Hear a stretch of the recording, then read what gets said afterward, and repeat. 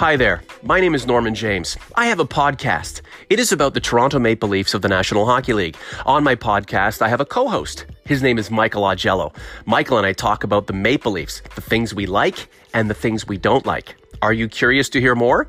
What do you say? Let's pod. The Leafs Convo starts right now.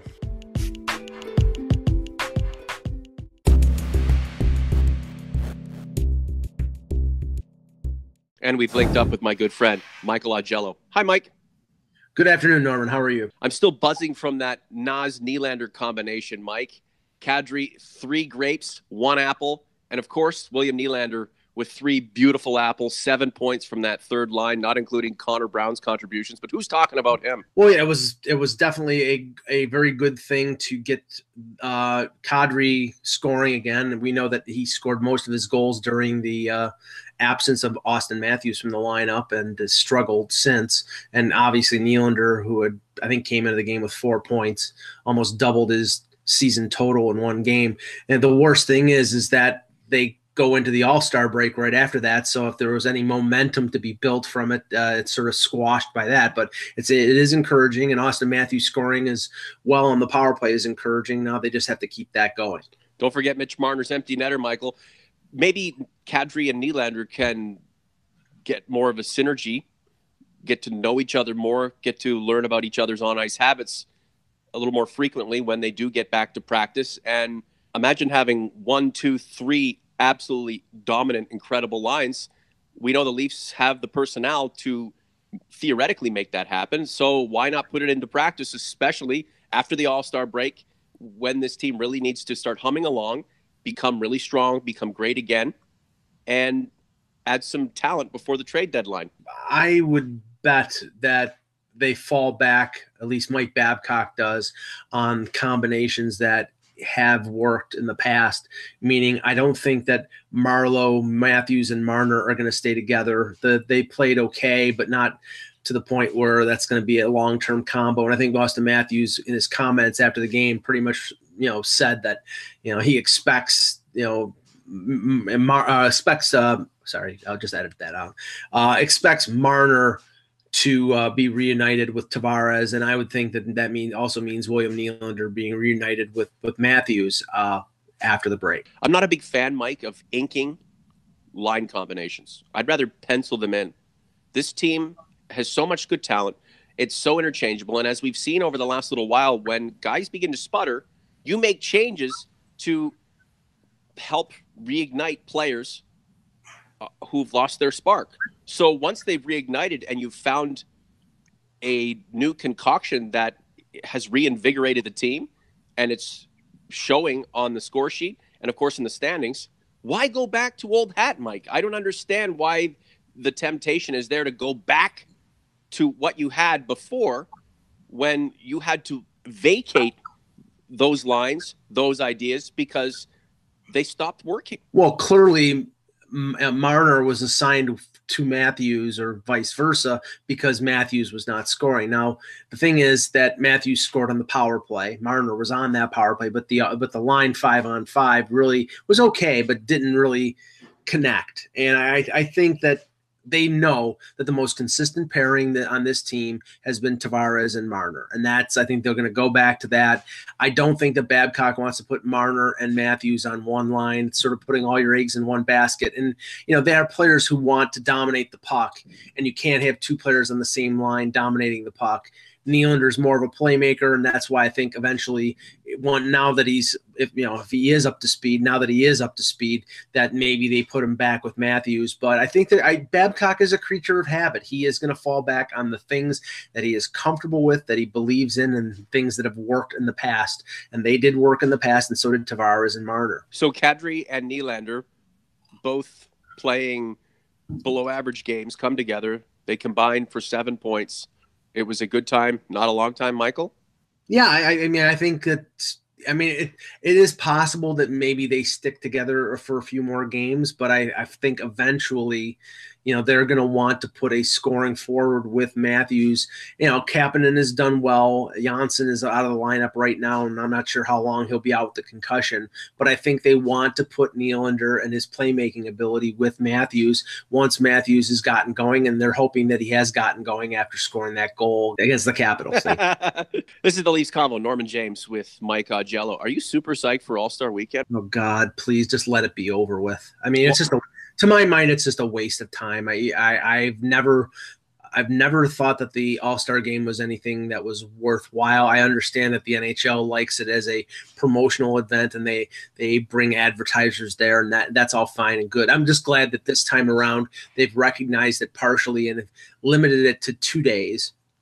And, it's going to be skills competition on Friday, the game on Saturday, and then, everybody can get out of Dodge and enjoy a couple days in the sun before they resume the second half. But I honestly, I don't know if I'll watch it. Just to let you know, Mike, I'm potentially under attack here. I'm recording with you through my iPhone 10. It's a great machine. I love it. Mm-hmm. There's an icon picture of you on my screen that pulsates every time you talk. My cat, Pumpkin, is sitting an inch away from it, and he's eyeing it down very, very intensely, and I don't know if he's going to pounce or not. I just thought I would let you know this whole show is contingent upon the ups and downs, the curiosity, and who knows, the crazy reactions of my orange tabby cat. God bless him. Well, you know what I think? I'm allergic to cats, so if I start sneezing, it's hold on. I'm going to get you there. We've had babysitter after babysitter apply, and they've all end up working well with our kids in our house, and they've all said they are allergic to cats. And I would typically respond with a long diatribe about how you're allergic to the dander, and the short hair cats have the greater dander, blah, blah, blah, blah, blah. We have medium hair cats. We've never had a problem. But anyone else wants to talk about cats, just let us know in the YouTube comment section. You know what I think they should do instead of play a brand new All-Star game? Just show clips from All-Star games of the past. Which one was it where Gordie Howe was in his 23rd All-Star game? He was representing the Whalers for the Campbell Conference or something. Was it back in Detroit, Mike? It was at the Olympia. I think it was 82. I was like 15 years old at that point. I remember. That's one of my most vivid memories of the All-Star game. One of the only good ones, because it was Gretzky was that and Howe was playing for, I think it was the Whales actually. Yeah. Okay.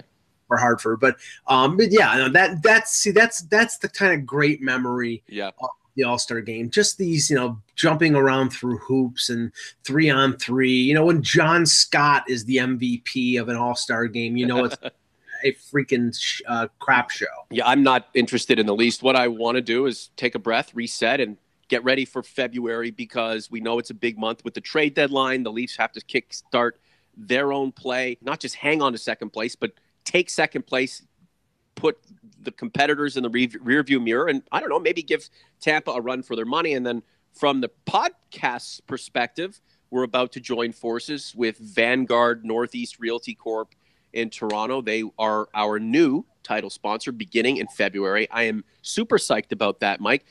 We have a couple of questions from some of the OGs and converts through Twitter, and of course the Leafs Convo YouTube channel, which is hopping. Thank you so much for the subscribership, folks. The subscribers that we typically get are usually a daily basis. That's double, triple over the last little while. Mitch Marner, Austin Matthews, the information, the speculation, the expectation regarding their future contracts with the Maple Leafs are going to reach a peak. Do you believe that Dubas and the staff have learned from the William Nylander situation and obviously want to avoid that?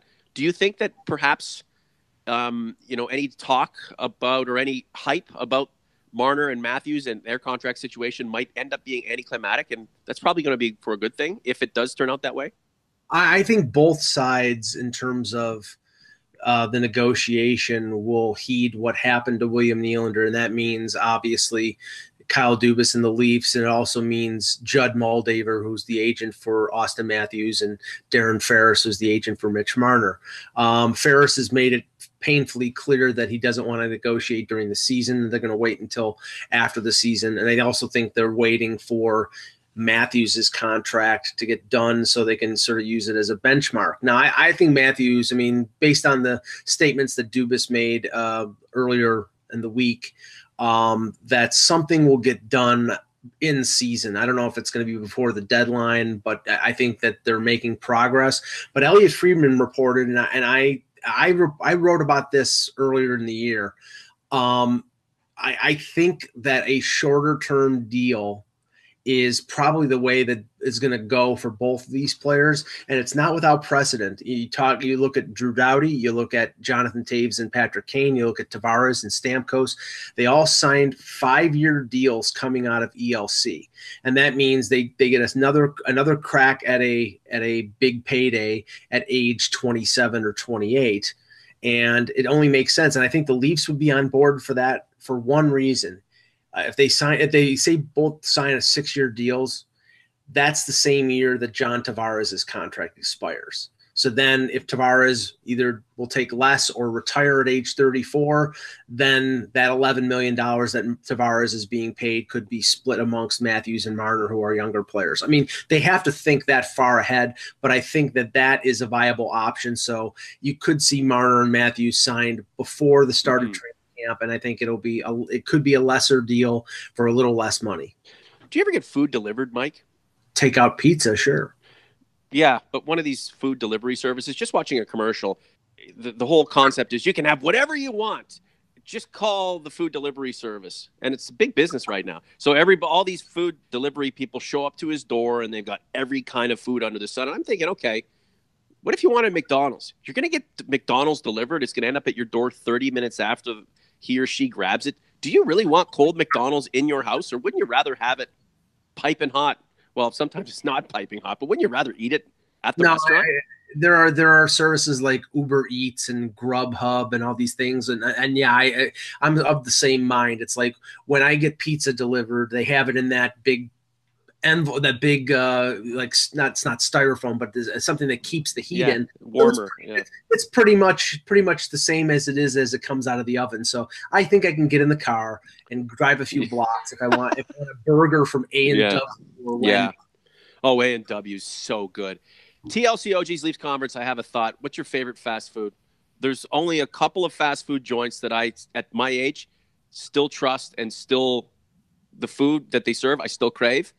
McDonald's, if you're out there, if you're listening, we'll take you as a sponsor. I love McDonald's. Everyone loves McDonald's.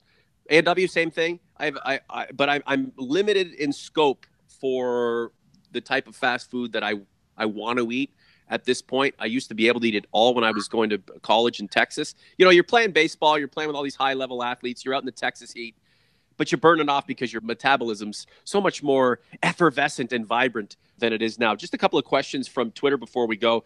Carson wrote, our big supporter of the podcast. Carson, thanks so much. C-O-D-O, quadruple G. Can you cool cats make a trade deadline prediction for the Leafs? Let's say we guarantee that we get a right-hand shot defenseman as well as a power forward who plays with grit type style. Who are the two players you see them getting, Mike? So Owen Nolan would be one. Alan McCauley, first round pick, and oh my. No, I will say I have to say I can't agree with the premise because I don't think that they're going to get a power forward. I think they're going to get a defenseman. I think they could get two defensemen, but the power forwards that you're looking at in this market right now, a guy like Michael Ferland, a guy like Wayne Simmons, who we've talked about before. Aren't they knuckle draggers, Mike? Power forwards? No, I think big, strong. They skate well and they hit their knuckle draggers. Mike. Yeah, they're terrible. They're an abomination to the game, and they should. No, but this is the problem. They're going to cost, and the cost of them. Ferland would probably draw a first-round pick because of demand, because he's going to be a UFA. Same thing with Simmons. It's going to be probably more than a first-round pick. And I don't think the Leafs are going to trade that on top of trading more assets to get a top-4 defenseman. So yeah, you want to use that first-round pick if you are going to apply it to a trade on a difference-making defenseman, right? And if they can find a quote power forward cheap, and I was looking at this in a column recently, say a guy like Patrick Maroon. If St. Louis is dumping Patrick Maroon, and he has played with skilled players before, he's an aggressive player. He's not going to cost you a ton. He's not being paid a lot.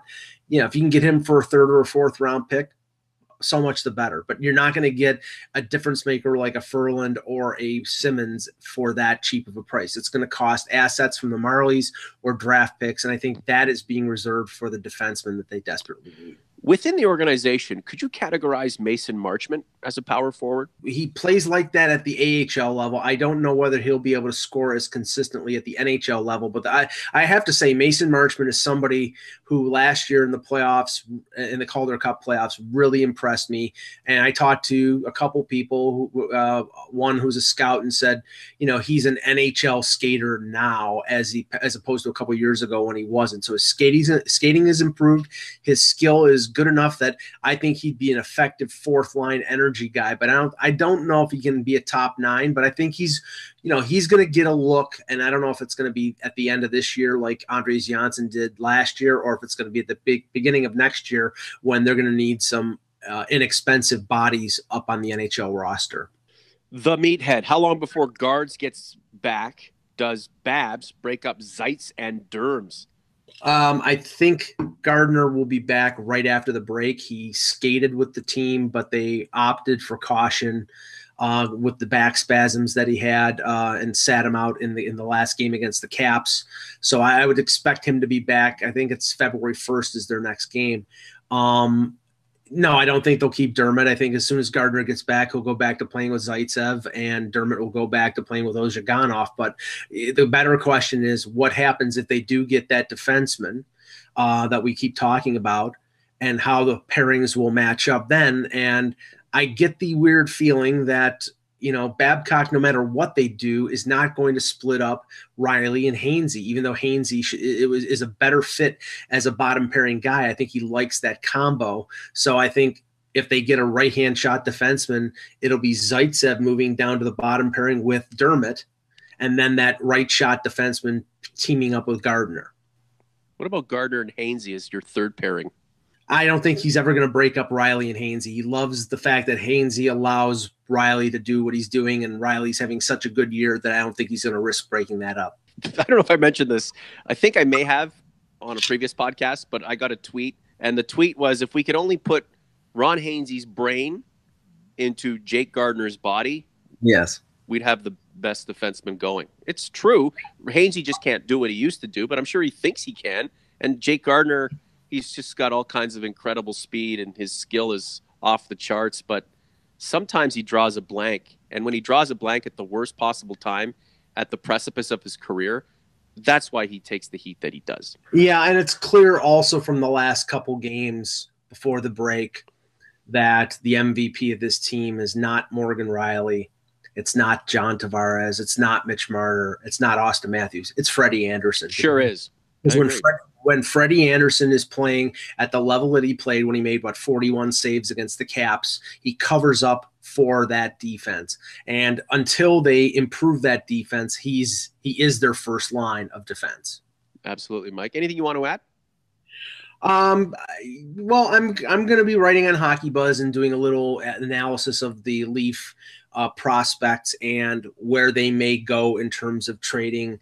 You know, I know a number of people, like I posted, and I know that you reposted it, what Todd Crocker wrote about the Marlies announcer, about Jeremy Bracco, who leads the team with 42 points.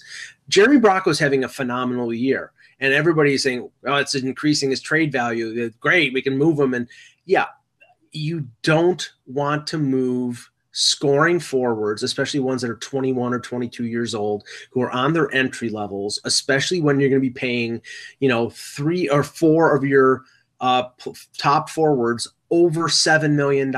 You're going to need inexpensive contracts like Trevor Moore and the equivalent of Tyler Ennis if Tyler Ennis signs someplace else, and Jeremy Bracco. Mm-hmm. You need to balance out how much you pay your players. And Jeremy Bracco, I believe, is an NHL forward. Now, I don't know what that means. He'll play with Matthews or he'll play with who or what, but I'm telling you right now, based on the progress that he's made after playing mostly a third or fourth line role last year with the Marlies, and then getting more of an opportunity when Janssen got called up, Jeremy Bracco is amongst that group of Grundstrom and Pierre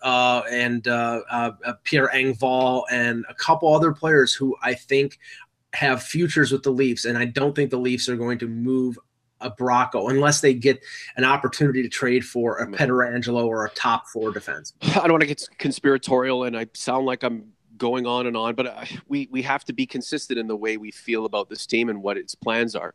A lot of the sentiment hoping that Bracco increases his trade value comes from Nylander's fans who are very defensive because they understand that Jeremy Bracco is the kind of guy who could take Nylander's place, say Nylander were traded.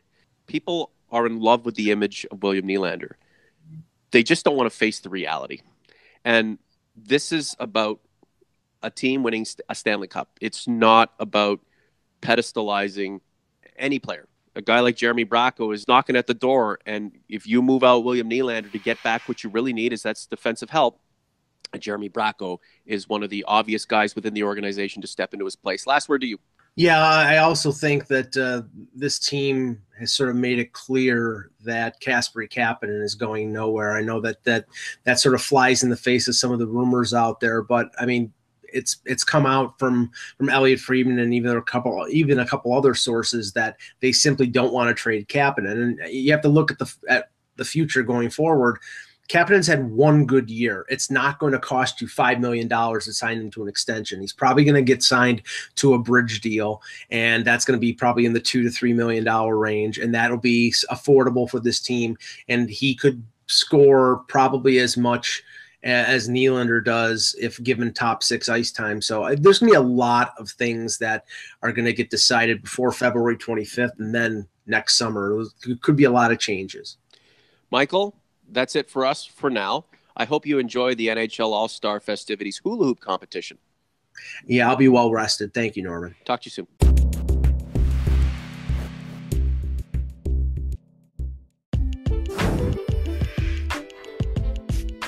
That concludes the latest episode of the Leafs Convo podcast. If you would like to talk to me on Twitter, you can, at Norman James TLC. You can reach out to Mike at Mike in Buffalo. If you'd like to correspond with us through the YouTube channel, feel free to do that as well through the community platform or get at us on the YouTube comments section. For Mike Augello, I'm Norman James. Thanks for listening. We'll talk to you again real soon.